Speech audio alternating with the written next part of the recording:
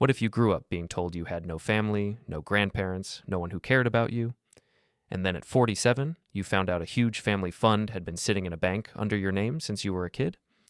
What if there was a private letter inside it, saying it was always meant for you, and that one day you'd finally understand why every adult in your life refused to even say the writer's name?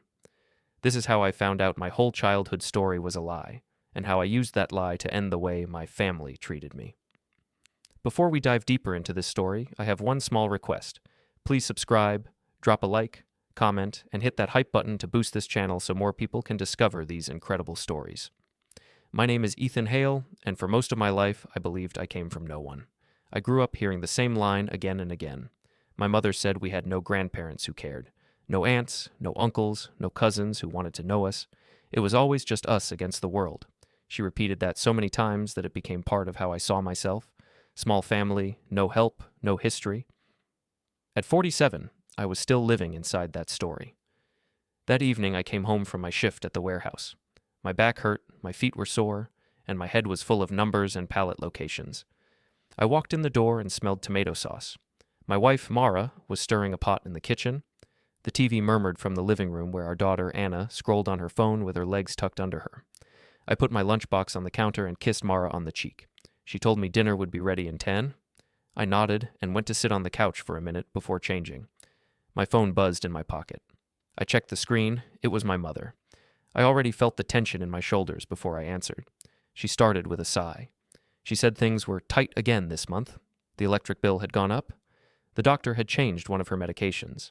She said Rob, my stepfather, was trying, but small contractors did not get steady work anymore. She reminded me that she was getting older and could not work the way she used to. She said they had no one but me. I told her I would come by after work the next day. I heard the relief in her voice right away. Then she moved on to the familiar story. She talked about how hard it had been when I was little, how her parents had turned their backs on her, how she had raised me alone with no help. She said we never had relatives we could call. She said that was why we had to stick together and support each other now. I listened. I said I understood. By then I had heard it so many times that it felt like a script. I hung up and realized my jaw was tight. Mara watched me as I sat down at the table. She asked how much they needed this time. I told her the amount, and she whistled softly. She did not call my mother names. That was not her way. But she asked if I remembered how much we had sent already this year. I tried to joke about it, tried to make it sound light, like it was not that serious. She just looked at me and shook her head. She told me I had a good heart, but people liked to step on it. I laughed that off, too. It was easier than thinking about it. The next day, I went to my parents' small house after work. The place looked the same as always. Old sofa, faded curtains, family photos on the walls, photos of my mother, of Rob, of my half-brother Kyle in graduation robes and at his office, and a few of me on birthdays or at the warehouse, always in the background. My mother hugged me and held on a little too long. Rob gave me a clap on the shoulder and called me the reliable one. He liked that phrase. He used it in a way that sounded like a compliment, but was really something else. They had the past due bills already laid out on the coffee table. My mother pointed at each one, explaining why this one was late and why that one had gone up. Rob talked about the cost of materials. He said clients did not always pay on time. He mentioned his truck needed work. I took my wallet out and put some cash on the table. I told my mother I could transfer the rest at the end of the week. She thanked me with tears in her eyes. Then Rob turned the talk. He asked how work was at the warehouse. He said it must be simple enough, putting boxes on shelves. He said it was good for someone like me, someone who liked routine. He smiled like it was a joke, but there was a tone under it. My mother laughed and told him not to tease. Then she said I had always been steady but not creative, and that was why she worried about my retirement. Kyle came in from the hallway. He was in a tight shirt with his agency's logo on it. He gave me a quick half hug and started talking about a new client pitch almost right away. He loved talking about his creative agency. He talked about brand strategy, social reach, and other terms he knew I did not fully understand. He slowed his voice and explained things like he was talking to a child. He said his agency was growing and that he was on the edge of something huge. He said if he had just a bit more capital, he could move into bigger offices, hire more people, and really take off. He looked at me and said maybe this time I could go beyond just helping with his rent. Maybe I could finally invest like a big boy. He laughed and clapped my shoulder. My mother watched him with pride. She said Kyle had a head for money that I never had. She said if we all got behind him, the family would finally be comfortable. She did not notice the way my stomach turned when she said it. I left their house with my wallet lighter and my mood lower. On the way home, I stared at the steering wheel at a red light and wondered how many more times I could do this. Then I pushed the thought away. They were my family. I told myself that was what family was for. A week later, we all met at a casual restaurant for Kyle's birthday. It was one of those chain places with bright signs and laminated menus. They had given us a small banquet room in the back. There were a few cousins I barely saw anymore, some people from Kyle's office, and our little group, me, Mara, and Anna. Anna sat beside me. She was 19, with my eyes and Mara's quiet way of observing everything. She smiled at her uncle, but did not join in his loud jokes. She knew enough about our finances to see the pattern. The first hour was fine. People talked about work, TV shows, sports. Kyle walked from table to table, shaking hands like he was already a CEO. My mother followed him with her eyes. She told anyone who would listen that Kyle was building something big. When it was time for food, the servers lined up plates in front of us. Kyle sat at the head of the pushed-together tables, with my mother on one side and Rob on the other. I was halfway down, near the end. I did not mind. I never did. At one point, a cousin asked who would handle the bill. My mother answered before I could even move. She said I would take care of it, like always. She said I was good for that. Then she laughed and said that while I was only good with boxes at work, at least I knew how to use a debit card. People laughed. Someone made a little drumbeat on the table. I felt my face grow warm. Anna shifted in her chair and looked at me. I tried to smile to show her it did not bother me, but something in my chest ached. My mother went on. She started telling the old story she loved. She told the table we had always had only each other. She said when she was young, her parents wanted nothing to do with her and with me. She said they had no grandparents to help, no aunts or uncles to watch me, no cousins to play with. She said that was why we were so close. Rob nodded along and added that nobody had ever left us anything. He said that was why Kyle's business was such a big chance. He said it was their way to finally build something by themselves, with no help, no inheritance. He slapped the table and said we would be our own family fund if we all pulled together. By that, he meant if I pulled out my wallet again. He talked about plans for the future. He said one day they would throw a big party to celebrate the success of the Byers-Hale Family Fund. He promised that I would be honored at that party as the brother who stepped up. He also added that until then, I could be useful by paying deposits and signing a few forms when the time came. My fork felt heavy in my hand. I kept my eyes on my plate. As dessert arrived, the room got noisier. People sang the birthday song for Kyle while the staff brought in a small cake with a sparkler on top. Phones came out to record videos.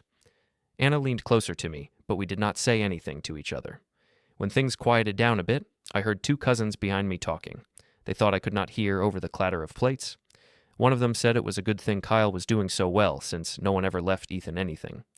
The other one answered that we all knew why, and that there was probably a story there my mother did not want anyone to hear. The words hit me like a slap. They said they all knew why someone named Grandpa never left me anything. My father had never been in the picture, so the word felt strange in my ears. In all my life, my mother had never talked about any grandfather who might care, or not care, about me. I stared at the candle wax dripping onto the cake plate. My mind tried to wrap around that one small sentence. They all knew why someone I had never met had not left me anything. To them, it was a known thing. To me, it was the first time I had ever heard it. I reached for my wallet when the server brought the bill to the table. My mother looked at me with the same tired, proud expression she always used, like this was our shared duty and my special skill. As I pulled my card out, my phone vibrated on the table. I glanced at the screen.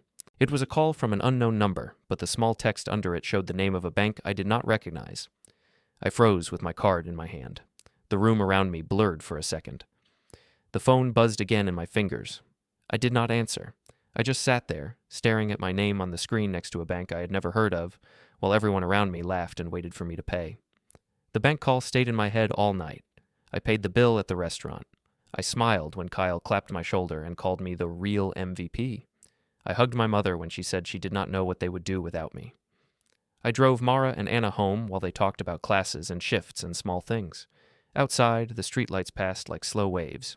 Inside my chest, that one strange detail moved back and forth. A bank with a name I did not know, calling me in the middle of a family dinner, right when people were talking about how nobody had ever left me anything. The next morning, I sat at our kitchen table with a cup of coffee. Mara cooked eggs and toast. She watched me over her shoulder and asked what was going on in my head. I tried to brush it off. I said it was the usual stuff. Bills, overtime, and the way my mother always made me the payer. Mara put a plate in front of me and sat down. She asked how much I spent this month on my parents and on Kyle. I made a joke about how maybe she did not want to know. She did not laugh.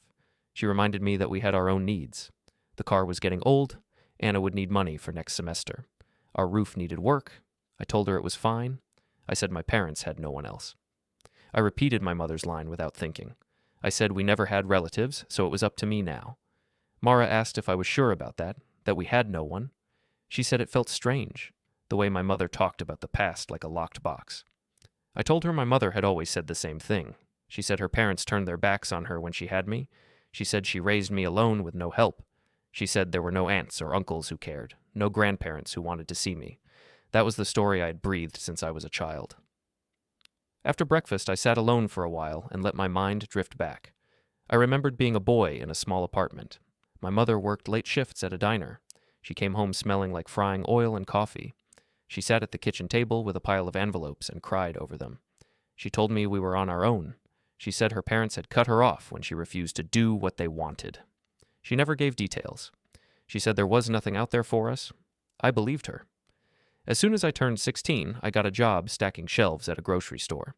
I was proud of my first paycheck. I thought I would buy something small for myself, maybe a radio or a pair of sneakers I had been eyeing. When I brought the check home, my mother sat me down.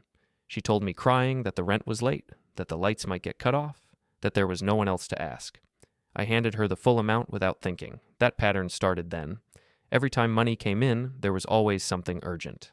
Rent, medicine, food. She always repeated that we had no one. No parents to help, no family, just us. She said I was all she had. For a boy who wanted to be needed, it was a heavy gift. My stepfather Rob came into the picture when I was about 15. He was loud and charming at first. He worked in construction. He liked to call himself old school. He moved into our apartment and started making changes.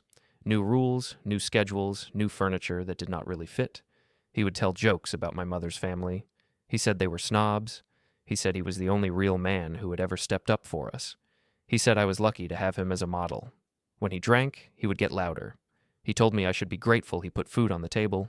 He also took part of my pay for house bills, even when my mother already had. At some point, Rob decided we had to move to a better neighborhood.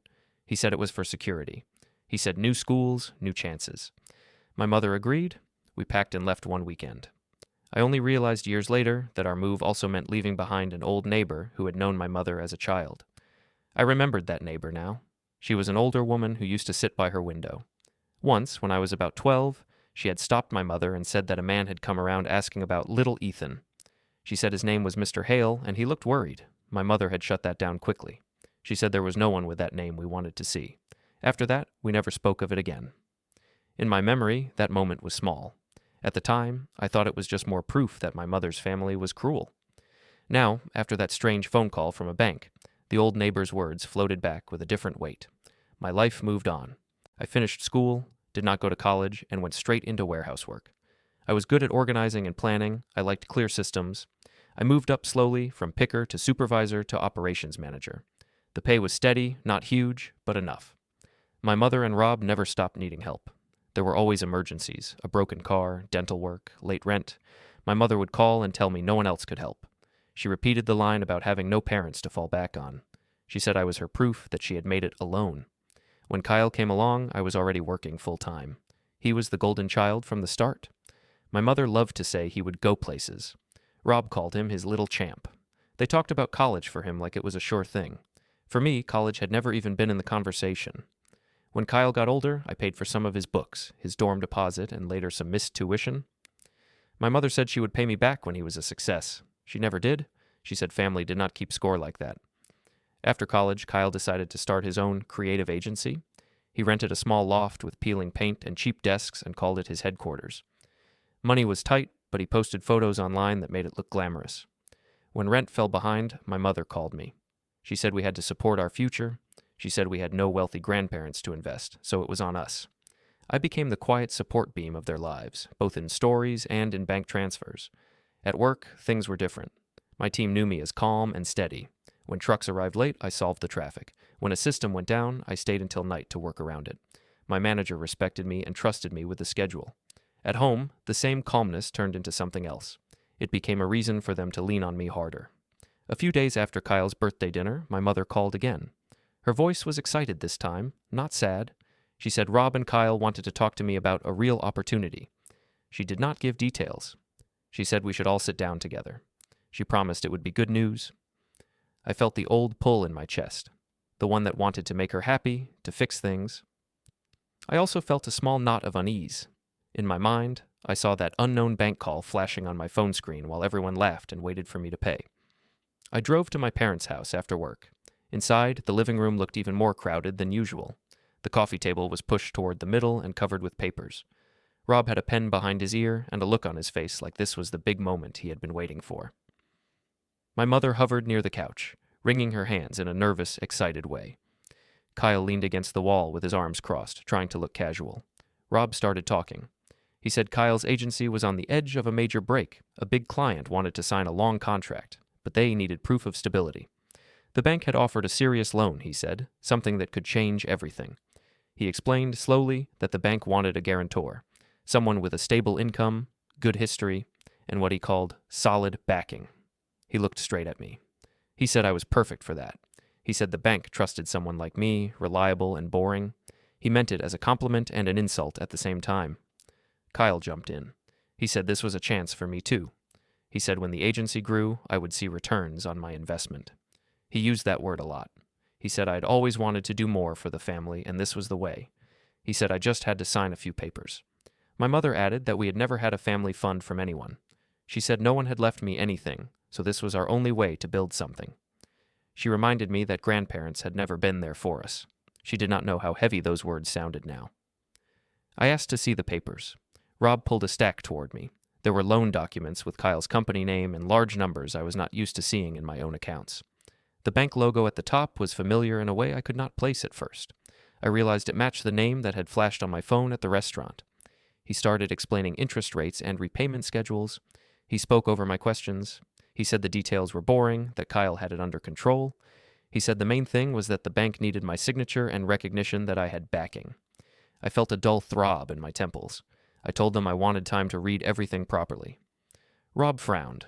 My mother said we should trust each other. She said I had never been good with numbers, and that was why she worried I might get scared by normal terms. Kyle laughed and said I should not overthink. While they talked, my eyes drifted across the table. Under the edge of Rob's pile of loan forms, I saw a different folder. It was thick and cream-colored, made of heavy paper, not like the thin white sheets in front of me. The edge of it stuck out just enough for me to read a line printed on the tab. It was my full name, with my middle initial typed neatly. Under it, in smaller letters, was a logo and the name of a trust company I had never heard spoken in that house. The sight of it made the room feel colder, the unknown bank call, the cousin's comment about a grandfather who never left me anything, the old neighbor mentioning a Mr. Hale. Now, on my parents' own coffee table, a folder with my name on it and a trust company logo, half hidden under their loan papers. Rob kept talking about how the bank believed in my backing and how this loan would help the whole family. My mother watched my face carefully. Kyle smirked like he was already spending the money. I nodded slowly and said I needed a few days before I signed anything. As they argued and tried to push me to decide faster, my eyes kept returning to that cream folder with my name on it. For the next few days, that cream folder sat in my mind like a heavy stone. I could not stop thinking about it. My name on a tab. A trust company logo I had never seen before, half hidden under loan papers that Rob and Kyle were eager to shove in front of me. I tried to tell myself it was nothing important. Maybe just some old savings account paperwork. Maybe something small and irrelevant. But my gut did not believe that. Kyle called me 2 days later. He wanted me to visit his agency office so he could show me his plans properly before I made a final choice. I agreed, partly because I was still trying to be fair, partly because I wanted to see what he was really doing with his business, and partly because I needed time to think about the folder without my mother watching me. His agency was in a loft in an older building downtown. It had high ceilings, exposed pipes, and big windows that looked out over a busy street. Online, in his posts, it looked like a stylish creative hub. In person, it felt half-finished. There were a few desks, some mismatched chairs, a whiteboard with half-erased notes, and a corner where someone had put a couch that had seen better days. Kyle walked me through the space like a tour guide. He pointed at the whiteboard and called it his strategy wall. He pointed at 2 young people on laptops and called them his team. He talked about campaign funnels and brand identity. He spoke in a fast, smooth tone he rarely used at home. When he noticed the confused look on my face, he slowed down a little and said he knew I was more of a hands-on warehouse guy, so he would try to keep it simple. He led me to a small meeting area near the windows. On the table, he had already laid out glossy printed pages, mock-ups, graphs, a slide deck. At the bottom of one page, I noticed the bank logo again, the same one from the restaurant call, the same name I later saw on some of the loan forms at my parents' house. He talked about projected growth. He pointed to lines on charts that went up. He said with this loan he could hire more staff, rent the whole floor, maybe even open a second location. He kept repeating that the bank trusted him more because of me. He said I had stable backing and a good name. I asked him what he meant by that. He said the bank liked that I had a long, steady job and no major debts. He added that there were notes on my file that suggested assets. He brushed it off like it was nothing, telling me I should be proud that I looked good on paper. There it was again, that strange idea that there was something behind me, some kind of backing I had never heard about. I thought about the unknown bank call, the cream folder, the way my mother had jumped in to say I was not good with numbers whenever I asked questions. Kyle leaned forward and lowered his voice. He said this was my chance to finally do something smart with my money. He said if I kept playing it safe, I would die with nothing but a small retirement account and a body worn out by warehouse work. He told me I could be part of something bigger if I just trusted him and signed. I sat there, listening, feeling the usual tug of guilt, the old habits of wanting to be useful. But under that, something new was growing, a quiet, cold feeling. It was not anger, not yet. It was more like a question getting ready to stand up straight. On my way home, I drove in silence. The radio stayed off. I watched the traffic lights change and felt like my life had been on the same pattern for too long. Work, help, pay, repeat. Always the story about how we had no one else. That evening at dinner, I barely tasted my food. At some point, Mara put down her fork and asked me what Kyle had said. I told her the basics. The bank wanted me as guarantor. The numbers were big. The risk was bigger. She asked me what I wanted to do. I opened my mouth to say the usual thing, that I could not let them down. Instead, Anna spoke before I could answer. She said Grandma had told her something strange a while back. She said she had not wanted to repeat it, but now she thought I should know. Anna said one day, over coffee, my mother had told her that I had never been good with money. She had said if any big money had ever existed in the family, I would just waste it or give it away. She had said that was why it was better that nothing had been left to me. She had even used a joking tone, saying it was lucky whoever might have thought of leaving him anything had not done it in the end. I sat there, staring at my daughter, those words repeated in my head. If any big money had ever existed, whoever might have thought of leaving him anything. It sounded like my mother was talking around something she did not want to say directly. I felt something inside me move, like a gear finally shifting after years of being stuck. I thought about the old neighbor who mentioned a Mr. Hale asking about me when I was a boy. I thought about the unknown bank call. I thought about the cream folder with my name and a trust logo on my parents' table. And now I thought about my mother telling my daughter that it was better no one had ever left me anything. That was the moment the switch flipped. It was not rage. I did not shout. I did not throw anything. I just felt a line settle into place inside me. A line I knew I would not cross again. I realized that I had lived my whole life inside a story written by other people. A story where I was the steady donkey pulling their cart, always grateful, always guilty. I decided very quietly that I wanted to see what the actual facts were, without my mother's version. The next day, during my lunch break at the warehouse, I went through my bag and found a small stack of old mail I had shoved in there over the past weeks. I had a bad habit of letting envelopes pile up before opening them. Work notices, flyers, bills. I flipped through them quickly. Halfway down, I saw one with a different return address. It had the name of a trust company and a bank I did not recognize at first. The envelope was thicker than the others. On the front, my full name was printed, not handwritten. Under it, in small letters, it said something about account-related correspondence. My heart picked up. I realized I had seen similar envelopes before and ignored them, assuming they were ads. I checked the postmark date. It was recent. That afternoon, after my shift, I drove straight to the post office instead of going home. The lobby smelled like paper and floor cleaner. A few people stood in line holding packages. I went to the counter and asked if there were any registered items for me. The clerk checked, then handed me a small pink slip that had been waiting in their system. It was a notice I had never claimed. He went to the back and came out with a heavier envelope, the same trust company name on the corner. He slid it across the counter and asked me to sign. My hand shook a little as I wrote my name. When I picked up the envelope, it felt solid, serious, not junk. I thanked him and walked out to my car. Inside the car, I sat there for a long moment, holding that envelope. The world outside went on as normal. Cars pulled in and out. People came and went. A bus sighed at the curb. Inside my small space, everything felt suspended. I could have torn it open right there. Instead, I drove home. At the kitchen table, under the overhead light, I spread out all the strange mail I had.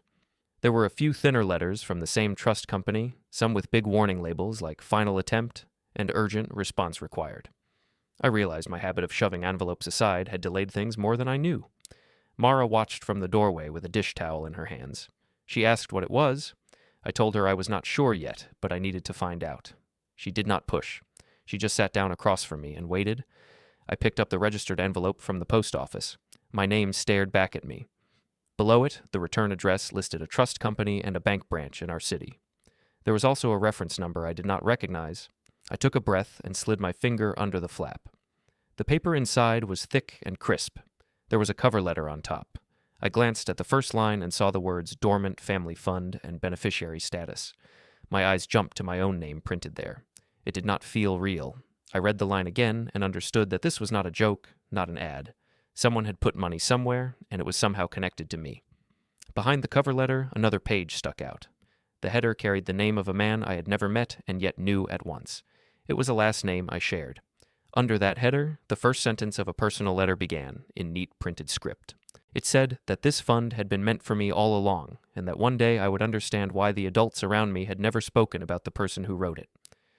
I stared at those words until the letters blurred.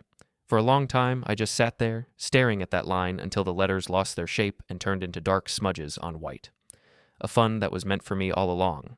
A promise that one day I would understand why the adults around me had never spoken about the person who wrote the letter. It felt like someone had reached into my life through time and pressed a finger on the softest part.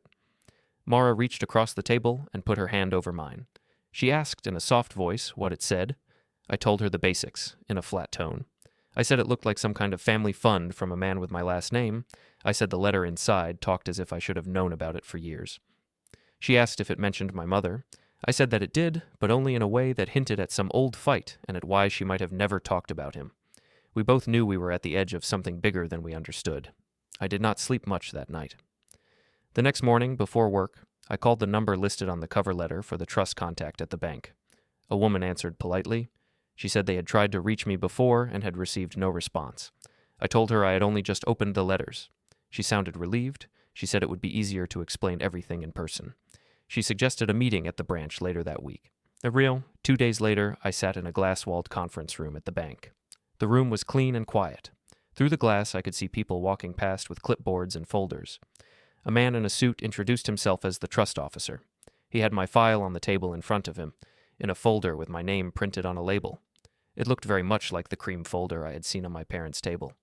He began by asking me to confirm my date of birth and my mother's maiden name. When I did, he nodded and slid a copy of an old form toward me, still keeping most of the pages covered. He said this fund had been created many years ago by a man named Ethan Hale. He paused, watching my face as he said the name. I told him that was my last name before my mother remarried. I said I had never met anyone from that side of the family. I added that I had been told they wanted nothing to do with us. Saying it out loud in that quiet room made the story sound even more thin. The officer explained that Harrison had set up a trust in my name when I was a child. He said the first plan had been simple. The money would grow until I was an adult, and then I would be able to claim it. He said that as time passed, things changed. There had been letters sent on my 18th, 21st, and 30th birthdays.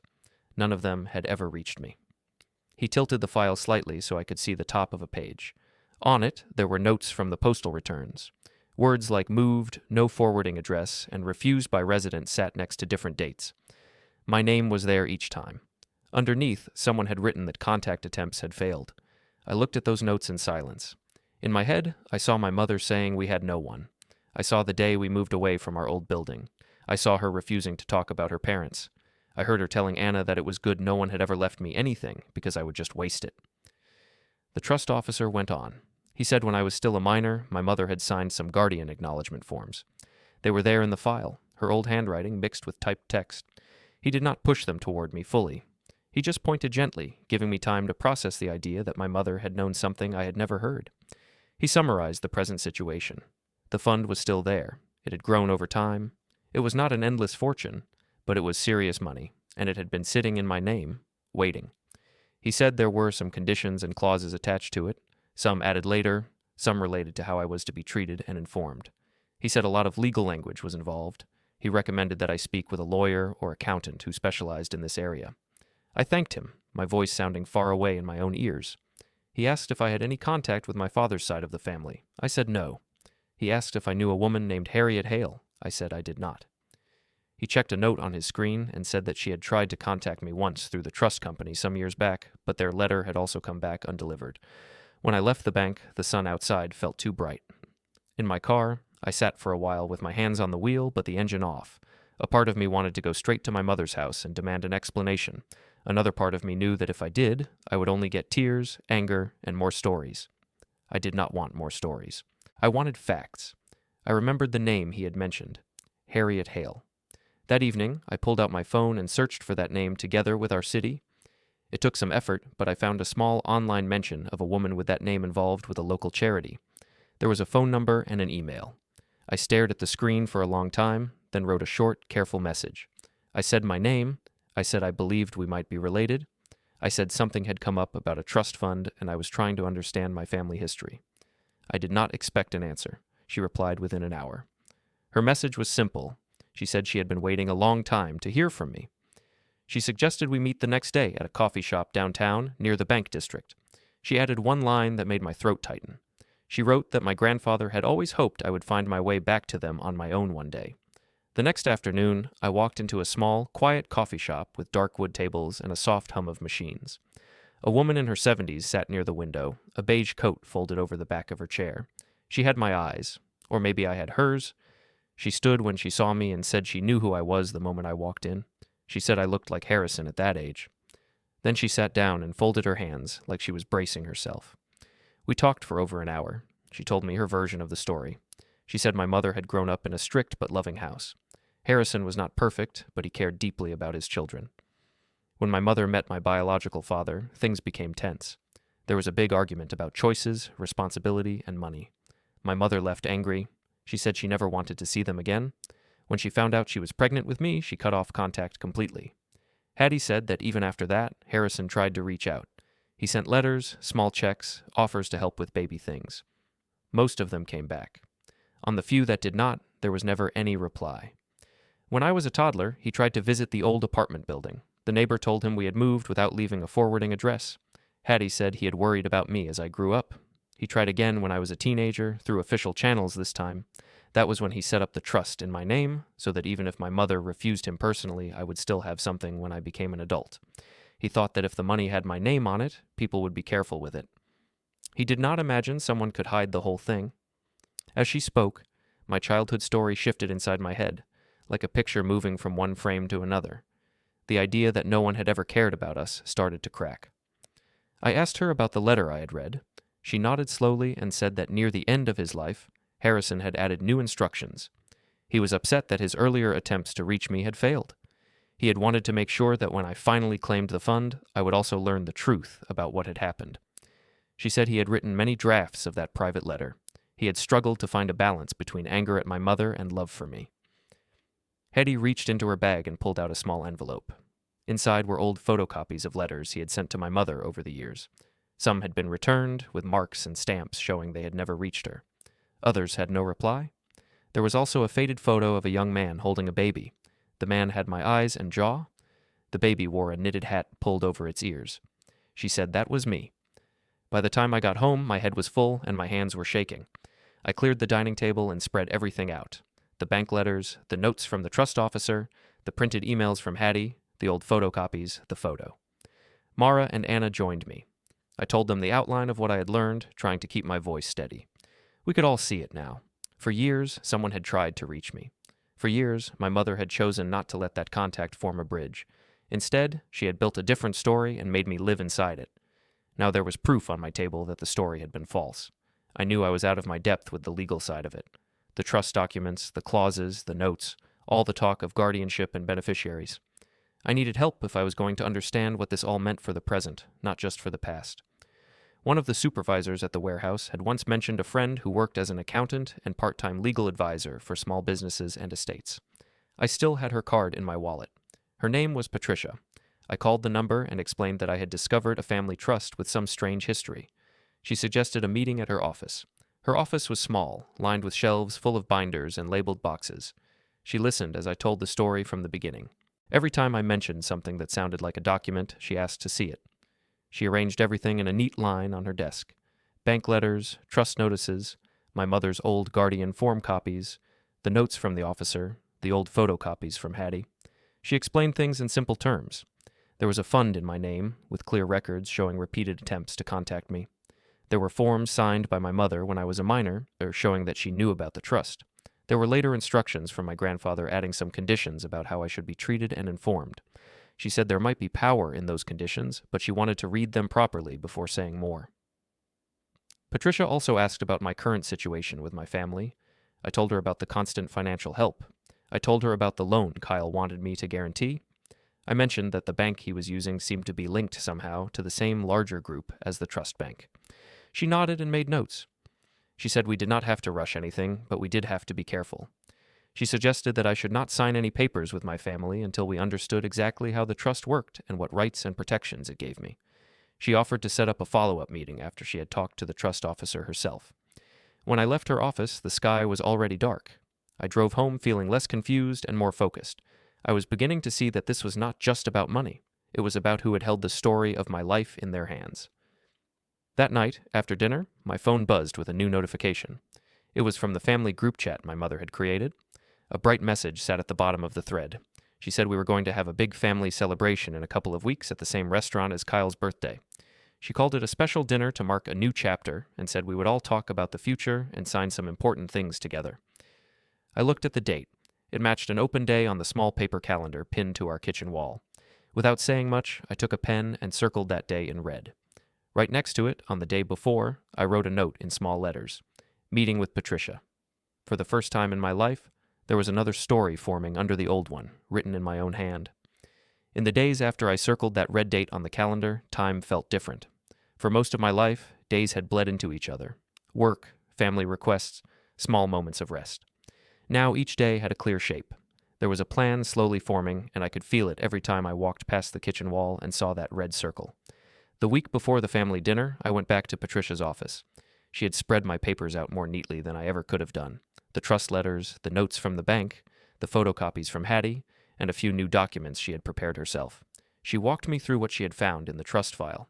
She explained that my grandfather had not only left money, he had also written conditions about how information should be given to me and how the people around me should behave if they wanted to benefit from it. She told me there were parts about respect, contact, and good faith, and that some of those parts had never been met. She did not read every line out loud. She summarized in plain language what it meant. She said that for years, someone who should have protected my interest had chosen to hide it instead. She said that because of that, I now had options. I could choose who would be connected to the fund going forward. I could choose who would have no claim at all. Hearing that, I felt something click into place inside me. She slid a few new documents toward me, arranged in a straight line. She said these would confirm me as the person in full control and would also allow me to make clear changes about future beneficiaries. She told me that once I signed, the instructions would be sent to the trust company and the bank, and they would follow those instructions. I took my time reading each page. The legal phrases were thick, but Patricia was patient. When I stumbled, she would rephrase in simple terms. She reminded me that I did not have to decide anything out of anger, only out of what seemed fair and safe. In the end, I signed.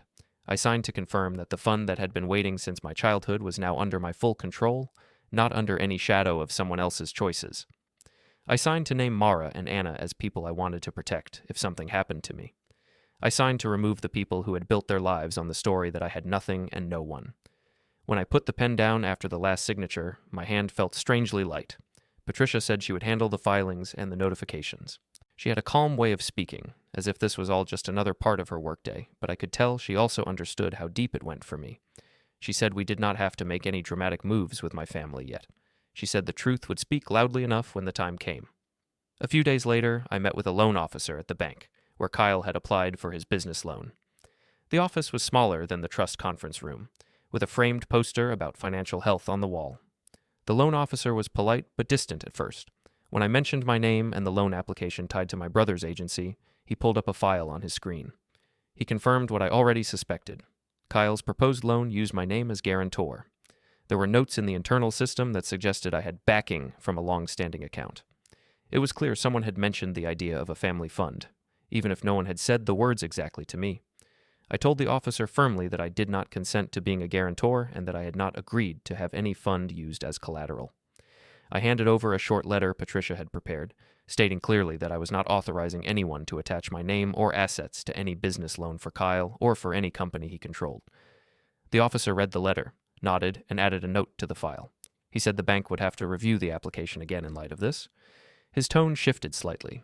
He sounded less like someone eager to make a deal and more like someone about to deliver bad news to another person. When I left, I felt no guilt. For the first time, I could see how close I had come to signing something that would have chained me even tighter to my family's demands. It was like looking down and realizing there had been an open pit at my feet covered by a thin sheet. At home, Mara and I started to speak more plainly.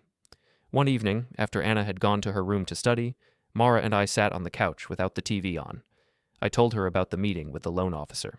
I told her I had withdrawn my name completely and given written notice that no one could use my backing without my direct consent. She asked how I felt. I told her I felt like I had finally stopped a truck that had been rolling downhill for years. Late, but not too late.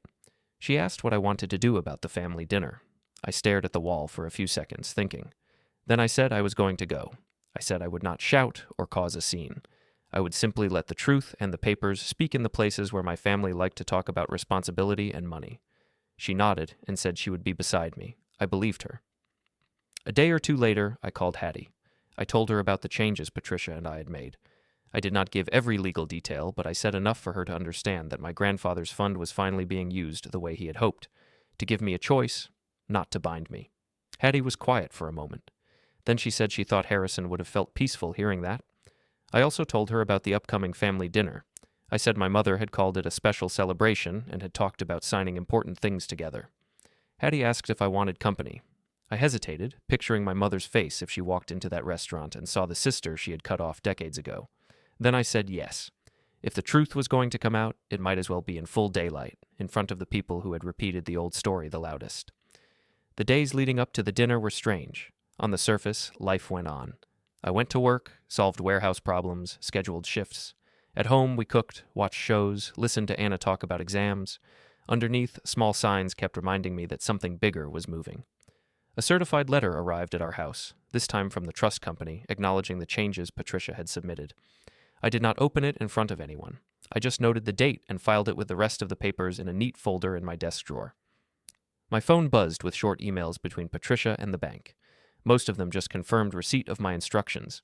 None of them felt dramatic to read, but each one tightened a bolt in the structure we were building. In the family group chat, my mother kept sending cheerful messages about the dinner.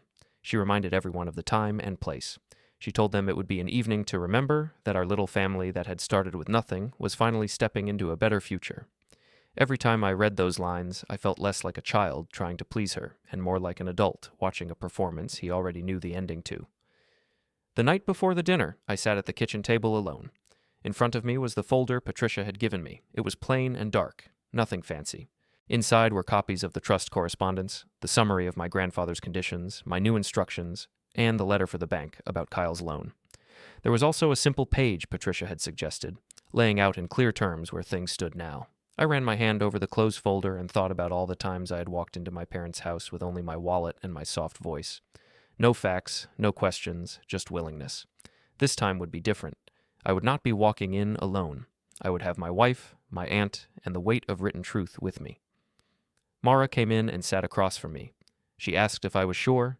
I told her I did not want revenge in the dramatic way people talk about it. I wanted something quieter. I wanted the story to be corrected. I wanted to stop playing the part they had given me. I said I would handle it in the only way they truly respected, through the systems and papers they trusted more than people. She reached out and squeezed my hand. She said that whatever happened, she and Anna would be fine. That mattered more than anything. Knowing that, I felt calmer. On the day of the dinner, I woke up early. Work was already scheduled to run without me for the evening. I had told my manager I had a family thing. He clapped my shoulder and wished me good luck in a way that made me think my face had revealed more than I meant it to. I took my time getting ready. I wore a simple shirt and jacket, nothing flashy. Mara chose a dark dress. Anna was at a friend's house studying and would not come. We had agreed this first confrontation was not for her. Part of me wanted her there to see the truth. Another part wanted to protect her from the fallout. Before we left, I opened my desk drawer and took out the folder. I checked quickly that everything was inside. The letters, the summaries, the confirmation of changes, the note about the loan. I slid the folder into a plain tote bag. It looked ordinary. That felt right. The power in it did not need glitter. We drove to the restaurant, which was attached to a mid-range hotel near the highway. The building had the same bright sign and crowded parking lot as before. Inside, the lobby buzzed with people checking in, dragging suitcases, talking into phones. We were early by design. Mara and I waited near a cluster of armchairs in the hotel lobby. I watched the glass doors to the restaurant's private dining area. Through the frosted panels, I could see shapes moving, staff setting up, chairs scraping. A few minutes later, Hattie arrived. She wore a simple blouse and trousers, nothing dramatic, but she walked with her shoulders straight. When she reached us, she hugged me quickly and held on for a second longer than usual. She asked if I was ready. I told her I was as ready as I was ever going to be. Then Patricia came. Seeing her in that space made everything feel more real. She carried a slim leather folder and a small handbag.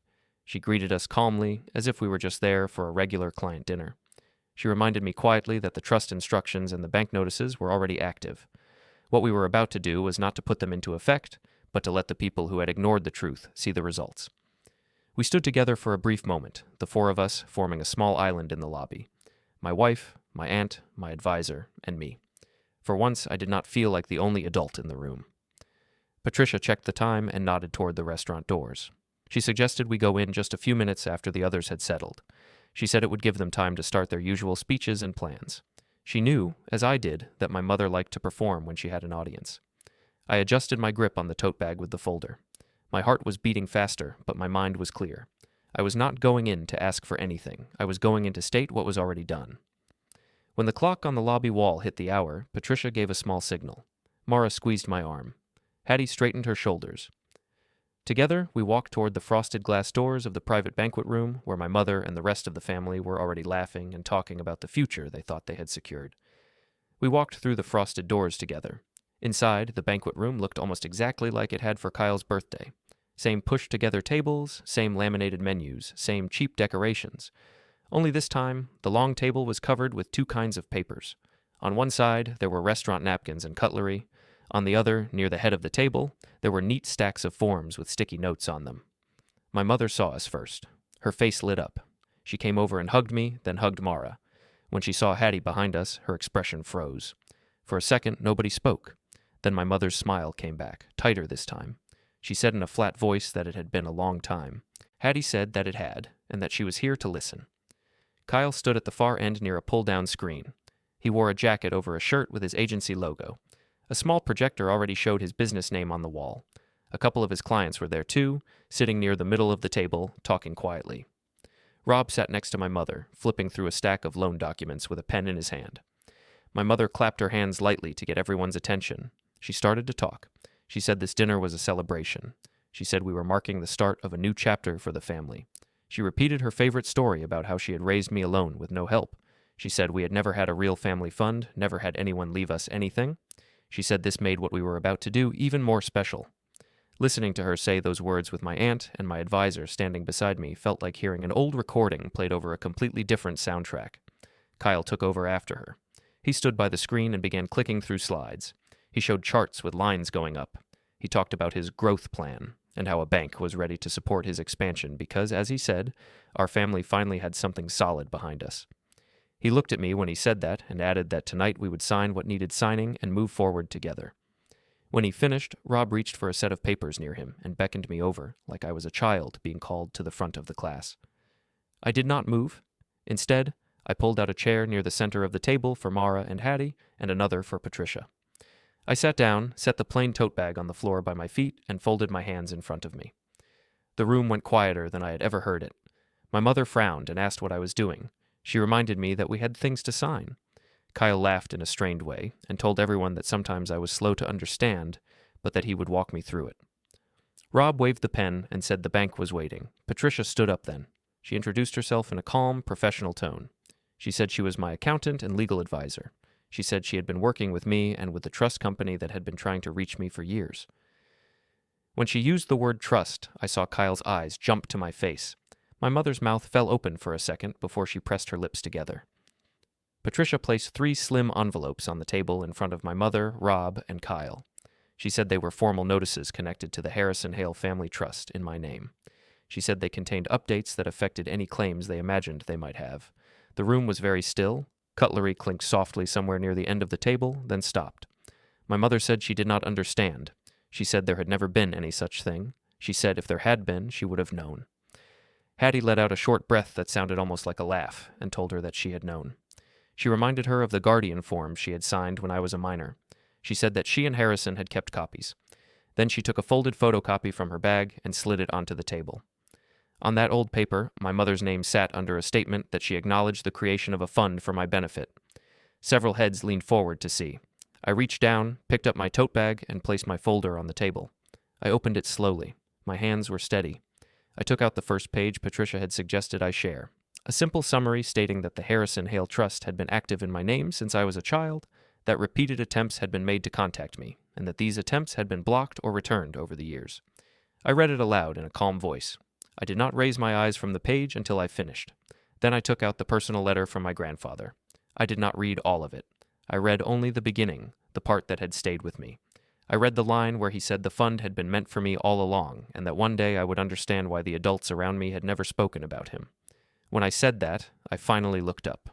My mother's face had gone pale. Rob stared at the envelopes in front of him, as if they might bite.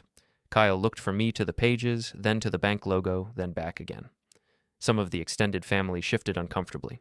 One of Kyle's clients sat back in his chair and folded his arms. Patricia spoke again. She explained that the trust had conditions tied to respect and good faith. She said that years of hiding letters, moving without leaving forwarding addresses, and teaching others that I had been left nothing were not what most people would call good faith. She said that under the terms of the trust, I now had the right to decide who, if anyone, would be connected to the fund's benefits. She stated, in the same calm tone, that I had already given instructions. She said the trust now recognized me as the sole controller. She said my wife and my daughter were named as future beneficiaries. She said the notices in front of my mother, Rob, and Kyle made it clear that they had been removed from any current or possible future benefit because of their actions over the years. My mother started to speak quickly, saying that I could not do this, that we were family, that she had sacrificed everything. Hattie answered her quietly. She reminded her of the years she had told me I had no relatives, no grandfather, no one who cared. She reminded her that she had chosen that story. She said it was time for me to choose mine. Kyle turned red. He said this was some kind of trick. He said the bank had already approved his loan based on my backing. Patricia corrected him.